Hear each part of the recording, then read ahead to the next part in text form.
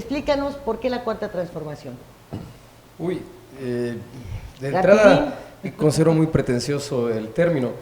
Bueno, las otras tres transformaciones a las que se refiere, que en términos académicos hay toda una discusión sobre qué nivel de profundidad llegaron las transformaciones anteriores.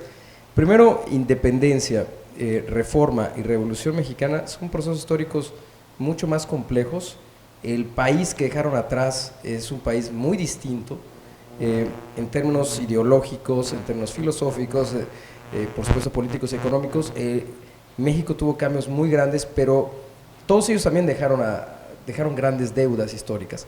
La independencia termina siendo independencia relativa, pero el pensamiento que está detrás, en la Ilustración francesa y el fortalecimiento del primer concepto de Estado-Nación, con el que concluye, ¿no?, los sentimientos de la nación, la idea de que hubiera un país pensado por los criollos, eso tarda muchísimo en concretarse y es parte del caos que genera el siglo XIX, que es profundo, y el siglo XIX es quizás uno de los periodos más interesantes de la historia por lo complicado que fue.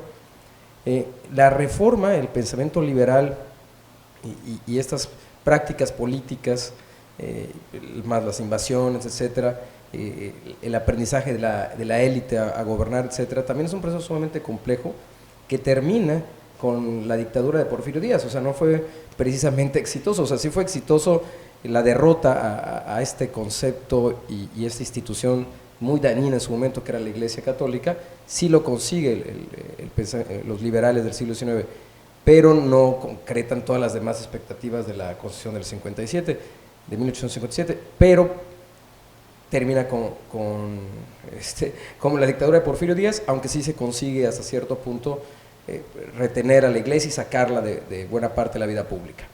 La Revolución Mexicana, donde hay también confluye una serie de ideologías y filosofías muy profundas, sindicalismo, anarquismo, socialismo de ciertos sectores del siglo XIX, también sí urbanizan a México, y sí hay un cambio entre el México del siglo XIX y el México de la primera mitad del siglo XX, pero también tiene deudas muy importantes que esta idea de bienestar social masivo nunca se llegó a complementar. El campo mexicano jamás obtuvo la justicia social que pretendían los posrevolucionarios.